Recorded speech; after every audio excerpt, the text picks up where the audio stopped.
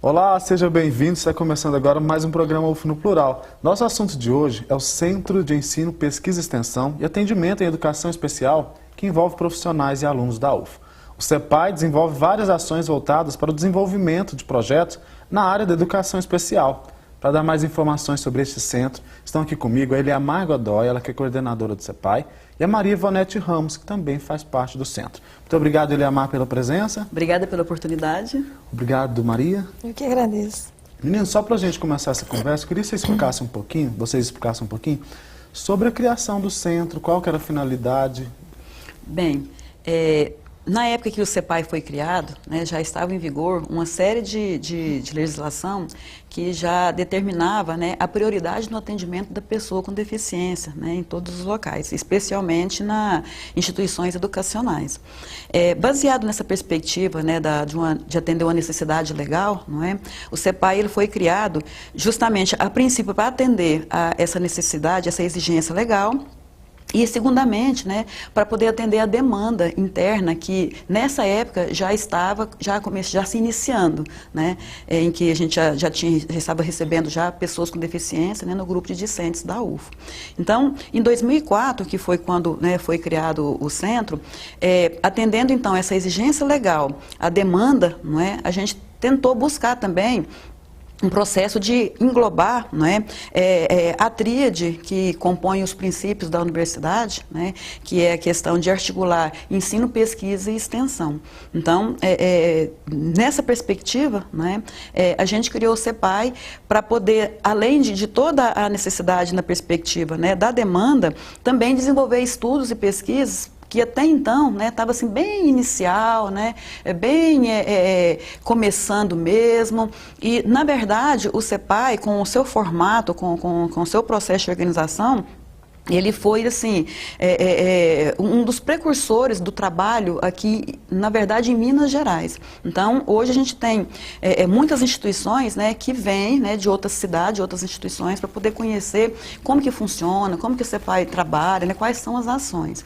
Sobre o processo de criação, né, as pessoas que foram envolvidas, né, naquela época, Ivonete, ela pode contribuir mais, né, com essas questões dessas informações, porque a Ivonete, ela, né, foi uma também, né, das idealizadoras do CEPAI. Então, desde que o CEPAI começou a surgir, né, enquanto um setor que aloca projetos, estudos, ações de acessibilidade e inclusão específico da pessoa com deficiência, Ivonete participou de todo esse processo. Então, gostaria, né, que ela pudesse contribuir um pouco mais, trazendo aí, né, o grupo de pessoas, né, que viabilizaram o processo, né, para poder a gente compartilhar e divulgar. Ivonete, então você que fez parte, né, importante desse processo, como que era na época? O número era muito pequeno, e aí esse número foi crescendo, como que é? Conta um pouquinho pra gente. Na época nós tínhamos apenas 3 alunos com deficiência na universidade.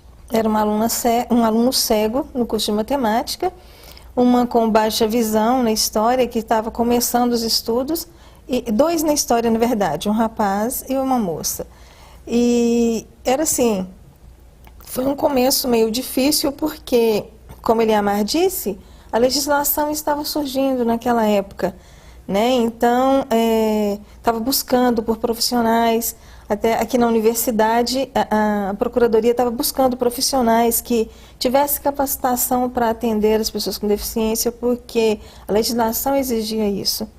Então, na época aqui na universidade, eu era a única funcionária que tinha certificado de Libras, de Braille, né? E aí, com a chegada desses 3 alunos, eu fazia um trabalho voluntário aqui dentro da instituição.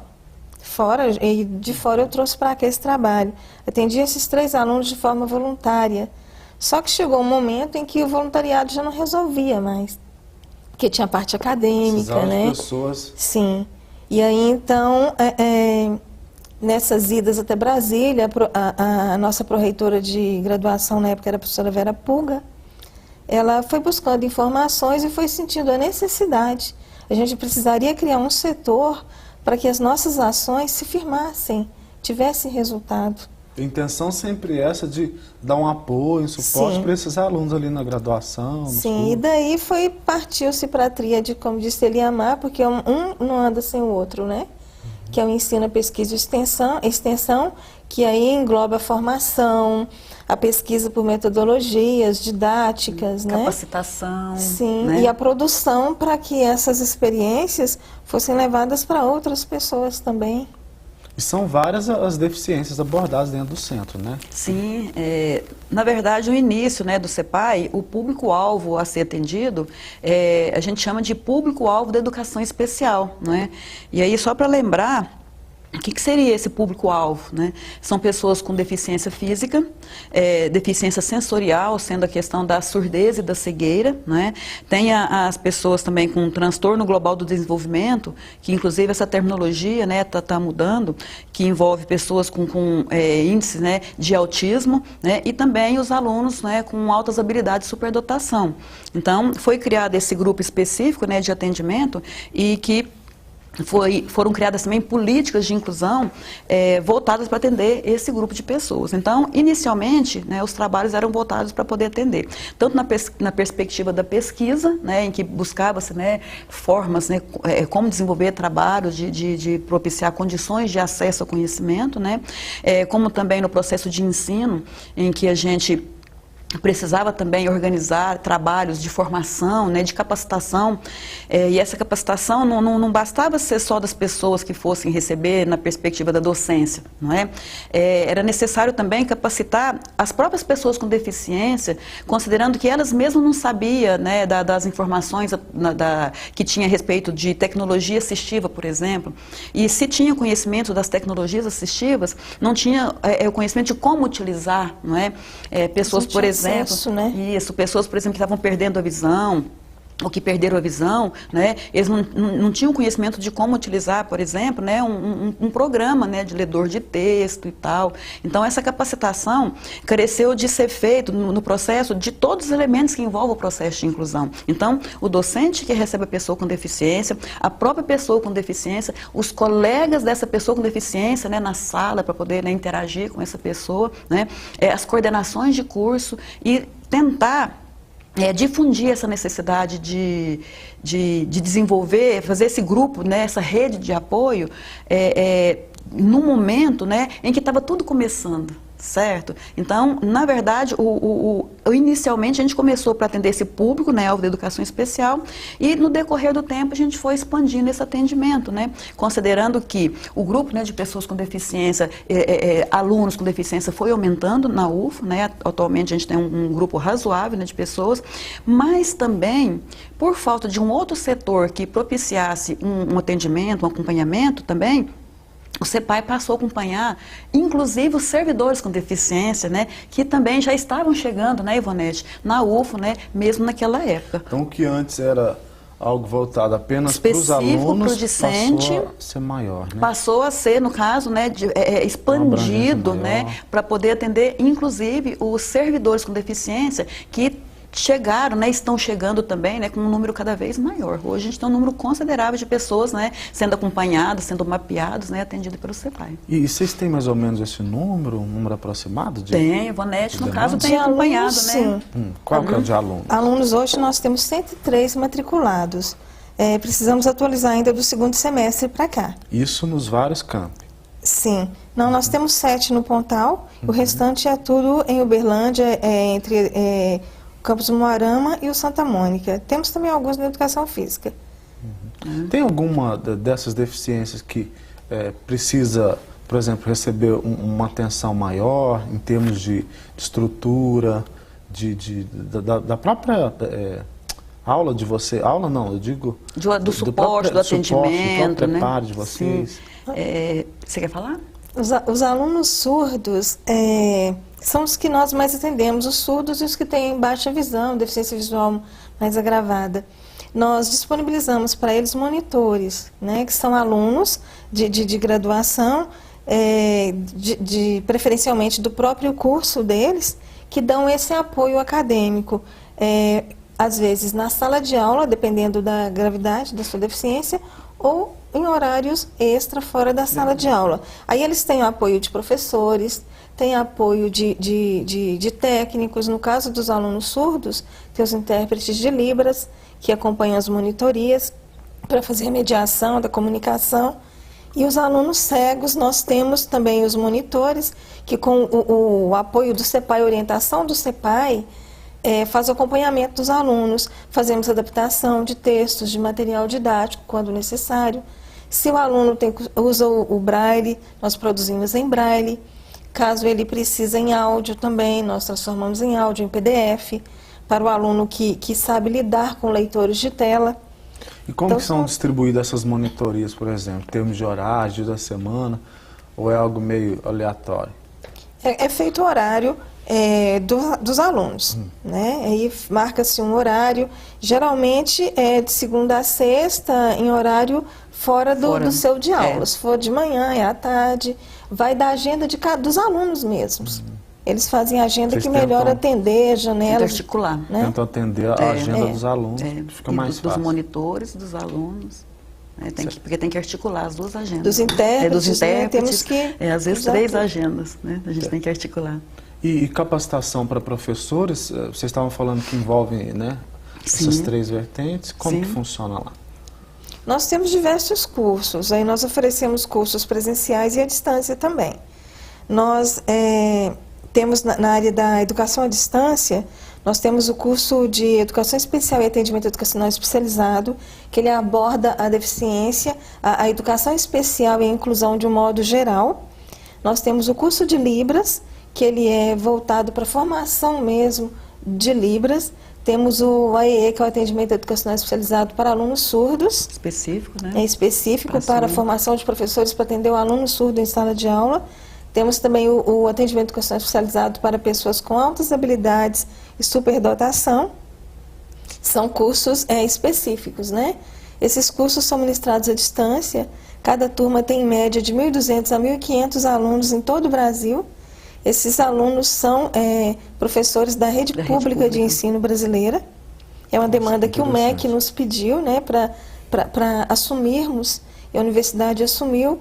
Agora ele está parado por causa do governo, aí ele deu uma parada, né, para ajustes. E temos diversos cursos presenciais também. Temos cursos de Libras, de Braille, de orientação e mobilidade, tecnologia assistiva para pessoa cega, autossabilidade, superdotação, formação para intérpretes de língua de sinais, formação de instrutores de língua de sinais. São muitos cursos. Tá ok. Daqui a pouco a gente continua a nossa conversa. O Fundo Plural vai para o intervalo, a gente volta já já. Fique aí com a gente.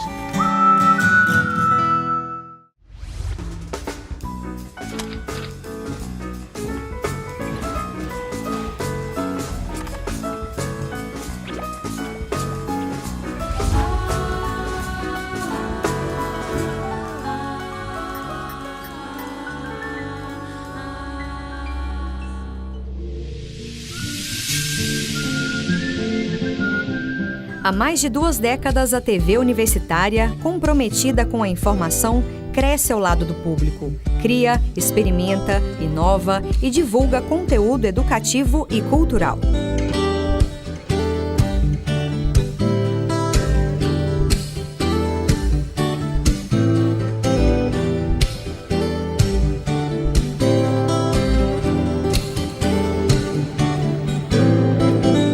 É nessa mesma sintonia que a Universitária FM caminha. Com uma programação diferenciada, a emissora produz e veicula programas de diversos gêneros. Programação educativa e de qualidade. Rádio e TV Universitária de Uberlândia.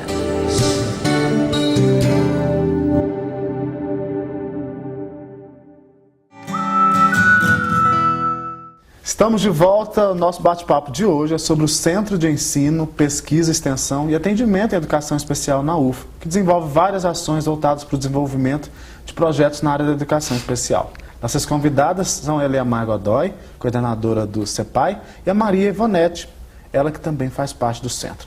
Bom, no bloco anterior, meninas, a gente estava falando sobre os vários cursos oferecidos, inclusive para professores, né? Eles são gratuitos? Como que são? Bom, considerando que esses cursos são fomentados, né, pelo programa Incluir, né, que é um recurso que o MEC manda para acompanhamento, para desenvolver, né, ações de acessibilidade e inclusão para as instituições, né, anualmente. E considerando também que a gente tem diversos projetos que a gente submete, buscando aí recursos, né, financeiros, né. Um dos grandes projetos nossos que foi aprovado é o ProExt, né, um programa que é previsto nesse programa uma série desses cursos. Então, considerando que a gente já consegue esse recurso para poder desenvolver esse processo de formação, isso significa que esses cursos são todos totalmente gratuitos, tá? Então, ele é oferecido, né, tanto para a comunidade interna da UFO, né, professores, discentes, né, os técnicos, como também, dependendo da situação e da necessidade, a gente abre para demanda externa também, atendendo profissionais das escolas públicas, né, básicas, e também outros profissionais da área que interessam, né, em fazer o nosso curso. E eles são abertos com qual período? Semestral, anual? Precisa fazer algum tipo de inscrição? Ótima pergunta. Depende do curso, então tem a sua carga horária. Então nós temos cursos de 30 horas, de 60 horas, né, de 180 horas. Dependendo do curso, né, que seria os voltados, por exemplo, para atender, né, alguns grupos de estudo, grupos de pesquisas que o CEPAI também acompanha e alocam ações, né, funciona, por exemplo, ele dura o ano todo, né? Então, por exemplo, os grupos de estudos, eles, né, oferecem esses cursos e o CEPAI, no caso, dá todo o apoio, todo o subsídio, e aí, por exemplo, tem duração do ano todo. Então, tem de 6 meses, tem de 30 horas, depende do curso em si. Certo. Vamos continuar falando, então, de educação inclusiva, né, para os deficientes. Vocês acham que, porque esse trabalho é feito aqui na UFO hoje, né, louvável, inclusive, mas vocês acham que lá fora, por exemplo, ainda falta muita coisa? Aqui pode faltar, mas lá fora ainda falta muita coisa em termos de inclusão para deficientes. Queria que vocês trouxessem um pouco de informações desse universo para a gente. Falta, apesar de há tanto tempo que já está se discutindo a inclusão, né, ainda falta muito capacitação dos profissionais, faltam recursos, porque sem recursos é inviável fazer a inclusão. Verdade. Demanda muita coisa, né? Então, por exemplo, a lei de inclusão, né, alguns detalhes aprovados recentemente, pode ajudar muito, mas vocês acham que os profissionais estão preparados, as escolas estão preparadas para receber esses alunos com deficiência? Ainda não. E também nem sempre a gente consegue fazer a lei ser estabelecida. Existe ainda muita resistência por algumas pessoas, por algumas entidades, às vezes até mesmo na justiça. Quando a pessoa vai buscar lá o direito, se esbarra em alguma coisa que fala, não, o decreto ele ainda fere a Constituição. Até nisso a gente tem dificuldade, às vezes, de fazer valer a lei. Verdade. Uma ocasião, eu fui fazer uma matéria com uma mãe de um deficiente e ela disse que teve muito trabalho para encontrar uma escola que acolhesse o filho dela, né? Procurou várias escolas particulares, além daquela história de preços diferentes que algumas escolas, né, aplicavam para pessoas que tinham deficiência, não. A lei, em tese, teria que mudar isso, né? Tem muita escola que ainda não tem acessibilidade, tanto estrutural quanto atitudinal, né? De pessoal Os também, profissionais não estão capacitados, por exemplo, na questão da surdez. As escolas hoje não têm o seu corpo lá de profissionais capacitados. Então, tem um intérprete que media, mas precisaria a cantineira saber... Libras, né? A diretora precisaria saber, todos os professores deveriam saber a língua de sinais, porque a comunicação é tudo. Não existe. Existe um intérprete, e se falta um intérprete, o aluno está desprovido. A legislação, né? A legislação, por exemplo, ela vem para poder exigir mesmo, né? Mas se de repente a escola ela recebe a pessoa com deficiência sem ter a sua estrutura, não é? Ela vai estar ali promovendo uma falsa inclusão, porque ela recebe para poder de repente não ter problema com a justiça, não é? Mas ela não vai conseguir, né, a curto prazo, propiciar nessas condições de acessibilidade para essa pessoa. Então, muitas vezes, né, mesmo que a pessoa não pode, e nesse caso a lei determina que um diretor ele não pode recusar a matrícula de uma pessoa com deficiência, né, muitas vezes a pessoa, para poder não incorrer em alguma infração, né, recebe a pessoa e aí promove ali uma falsa inclusão. Então, assim, de fato, as pessoas, por exemplo, que precisam de buscar a escola, tem que ir, tem que avaliar a escola, tem que verificar se de fato tem as condições necessárias, né, porque eu acho que não vale só receber, não é? Tem que ser, no caso, deve ser feitas ações de propiciar, né, as condições mínimas necessárias. Agora, a legislação determina que a escola é que tem que se adaptar à pessoa com deficiência, a escola é que tem que se organizar. Mas a gente entende também que as questões envolvendo a política, né, não é tão simples assim. E a lei determina que a escola, né, se organize, se adapte para receber pessoa com deficiência. Mas essa escola não recebe um recurso para isso. A escola não recebe um acompanhamento profissional para isso, não é? Ela só recebe a determinação da lei. Então, assim, é importante que se veja também, né, todos os lados, não é? E aí entenda também o que acontece. Porque uma das justificativas da escola, inclusive, para ter o preço diferente, era com relação a esses investimentos que precisavam ser feitos, né? Sim, e aí a escola particular, né, ela, de fato, tudo para ela, né, é custo próprio, é custeio próprio. Agora, a escola pública, o custeio, né, no caso é do governo. Então, tem a exigência, né, se você for matricular uma pessoa com deficiência numa escola pública, ela jamais pode falar não, né, e falar que não pode receber, por mais justificativa que ela tenha. Então, por que ela não pode falar? A exigência legal. Mas aí, para não incorrer, como eu disse anteriormente, na questão da infração, ela recebe esse aluno e vai praticar ali, né, não por querer, mas por não ter condições para a falsa inclusão, né, em que a pessoa ela é colocada na sala de aula, sem ter aquele acompanhamento, né, o professor não está preparado, a escola não tem um pessoal. E aí a gente tem, não é só a questão do surdo, né? O surdo envolve uma gama bem complexa de atendimento, não é? Porque a necessidade do surdo, ela é muito mais linguística e menos instrumental. As outras deficiências, né, as necessidades, né, elas são muito mais instrumentais e menos linguística. Entende? Então, assim, o trabalho com o surdo é mais complexo. Então, envolve, por exemplo, o conhecimento de uma língua de sinais, né, que não é todo mundo que sabe. Então, e eu tenho um outro profissional também que precisa de ter capacitação, de ter a formação, que é o profissional tradutor e intérprete de língua de sinais.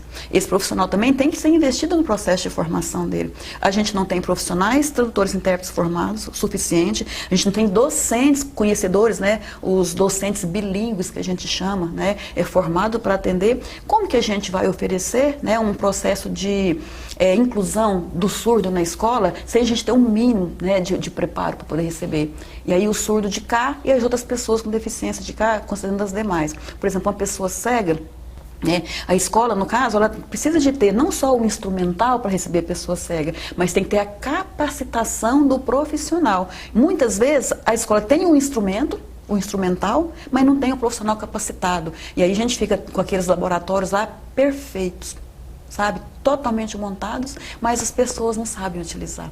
E aí tem, por exemplo, a pessoa, né, com baixa visão, né, tem as pessoas com paralisia cerebral, né, tem as pessoas com autismo, tem as pessoas com altas habilidades de superdotação, que muitas vezes, né, sofrem também com esse processo de inclusão, porque tem uma falsa ideia de que o que é superdotado, não é? Ele sabe tudo de tudo, e que ele não precisa, assim, de muitos instrumentos, não é? E, na verdade, não é bem essa. Uma pessoa que tem altas habilidades de superdotação, muitas vezes, ela vem de um grau de autismo, tá vendo a relação? Autismo e altas habilidades de superdotação, né? Que faz com que, de um lado, ele tenha uma necessidade, né, como autista, e de um outro, ele tenha uma necessidade enquanto, né, é superdotado. Os superdotados, por exemplo, eles têm as habilidades em situações específicas. Por exemplo, o superdotado, ele não sabe tudo de tudo. Por exemplo, às vezes ele tem uma alta habilidade, por exemplo, em questões, né, da linguagem matemática, ou questões das línguas, né, ou também, por exemplo, na perspectiva do conhecimento da informática. E aí, esse menino, por exemplo, lá na sala de aula, ele é o 10 em matemática, um exemplo. Ele sabe tudo de matemática, mas ele é péssimo em português, ele é péssimo em história, ele é péssimo em geografia, ele é péssimo nas outras coisas todas, ele é péssimo na socialização, na relação com o outro. Essa pessoa precisa de ter um atendimento educacional especializado para ele. Entende? E os profissionais? Como que fica isso? A escola, de repente, às vezes sabe detectar isso? Não, e aquele menino é um problema na escola. Então, tem-se a necessidade da inclusão, mas falta, né, a questão da informação, da capacitação, da organização, né, do profissionalizar, do formar, do informar. Né? Então, eu vejo assim que carece muito mais. A inclusão, ela, como a Ivonete disse anteriormente, ela é complexa, é um processo complexo, que envolve muita coisa. E tem a sociedade é uma peça importante nesse processo. Nossa, mas, muito. Além disso, faltam políticas públicas, né, para poder resolver o problema? Faltam políticas públicas, às vezes, do governo e mesmo das instituições. Que dentro da própria instituição tem que ter as suas políticas, né? Porque sem elas não tem como. Porque surgem, à medida que os alunos chegam, que vão surgindo as necessidades. Justamente. Não tem como você antever. Você tem que atender à medida que vai surgindo. Tem que haver uma troca. Se não houver uma política aberta dentro da instituição para atender isso mais rapidamente, aí a gente esbarra naquela burocracia difícil, né, que às vezes impossibilita a gente de tomar atitudes para poder atender aquele aluno com maior rapidez. Porque a intenção que eu tive na situação que eu citei agora há pouco foi que as escolas estavam se preparando para receber esses alunos, mas não receber por receber. Porque eram obrigadas mesmo a receber. Uhum. Elas não estavam preparadas, até porque, como vocês disseram aqui, realmente é muito complexo. A gente está falando de um universo ali imenso de deficiências, né? E aí você está preparado para receber pessoas com todos os tipos de deficiência, é algo complexo, que envolve tempo e muito investimento e muita dedicação, força de vontade. Uhum. E o que foi falado anteriormente, ele abordou a questão das pessoas com deficiência física, ainda que tem a mobilidade reduzida, né, que demanda muito recurso financeiro. Porque as escolas mais antigas, estrutural, né? Elas não foram feitas baseadas no desenho universal, né? Então elas têm que ser adaptadas agora. Às vezes uma adaptação fica mais cara do que uma construção nova. A gente está falando também de pessoas com deficiências e que estão sendo preparadas para que amanhã ou depois tenham condições iguais às pessoas que não têm. Ingressar no mercado de trabalho. Como que é o mercado hoje? Como que vocês veem esse mercado de trabalho hoje? As vagas são restritas, atendem só aquele número estipulado por lei? Como que é? Tá. Antes, porém, eu gostaria só de trazer aqui informações a respeito do trabalho que está sendo feito, né, pelas escolas municipais. Tá? A prefeitura tem desenvolvido um trabalho assim, bastante interessante, né, no sentido de procurar, né, capacitar os seus, né, profissionais, né, tanto na parte da docência quanto na parte dos técnicos também, e tem desenvolvido, né, uma série de cursos de capacitação, embrenhando aí um esforço, tá, para poder colocar essas escolas, né, de um modo que ela consiga receber, né, pelo menos, né, minimizar, né, as questões para receber a pessoa com deficiência, né? Só para informar, então, assim, ações estão sendo realizadas, né? Então, está se formando aí, né, a busca de uma rede de apoio, né, de atendimento para as pessoas, né? Porque, assim, de repente, do jeito que a gente fala, dá a impressão, né, que nada está sendo feito, né? E, de fato, está sendo feito, sim. É claro que precisa de melhorar, né, Ivonete? Precisa, né, a gente tem que caminhar e avançar bastante, tá? Mas ações estão sendo feitas. Quanto à questão do mercado de trabalho, tem a legislação, né, que faz com que empresas, né, dependendo, né, da quantidade de funcionários, né, ele tenha a necessidade de contratar pessoas com deficiência. Agora, um órgão que está fazendo um trabalho bem interessante no processo de formar e capacitar esses profissionais para ingressar no mercado de trabalho é a Associação dos Surdos aqui de Uberlândia, né, Ivonete? Eles têm realizado um trabalho assim, bem interessante, né, de tentar propiciar capacitação, né, para esses surdos, e não só a capacitação, mas fazer o contato com essas empresas, né, e tentar levar e leva a empresa para dentro da associação. Pega a empresa, leva para a associação e desenvolve todo aquele trabalho, né? Ainda não se consegue cobrir as vagas, não é? Com a pessoa com deficiência. Porque se na perspectiva educacional, né, a gente tem esses problemas, essas dificuldades, né, que o trabalho de inclusão é complexo, né? Agora pensa na perspectiva da capacitação profissional, não é? E então, assim, é uma situação também que também está em processo de avanço, tá? Bom, a gente não vai ter tempo mais de poder explorar o assunto nesse momento, nosso tempo está acabando, mas quem sabe, numa outra oportunidade, a gente, né, continue explorando. Eu queria que você me passasse o endereço, o site, para quem tenha alguma dúvida com relação aos cursos ou qualquer informação relacionada ao CEPAI. Bom, nosso site é www.cepai.org.br. www.faced.ufo.br. E nós temos também o Facebook, que é CEPAI UFO. Tá? Lá no nosso site tem o nosso e-mail, tem todos os meios de contato, telefone, endereço. E onde fica o CEPAI? Nós ficamos no Campus Santa Mônica, no bloco G, sala 140. Acompanhar também, né? A gente pede para as pessoas acompanhar também o site do CEPAI, que todos os cursos que a gente oferece, né, Ivonete? Todas as ações que a gente oferece, vai estar bem disposto lá, disponível para acesso, né, para todo mundo acompanhar e procurar a gente também, né, caso de necessidade, né, de interesse. Ok, tá bom? mais uma vez, muito obrigado por terem vindo. Imagina, né? A gente que agradece a oportunidade, tá? Muito obrigada. Bom, o UFO no Plural de hoje termina por aqui. Na semana que vem a gente está de volta com mais um tema interessante. Eu te espero, até lá. Tchau.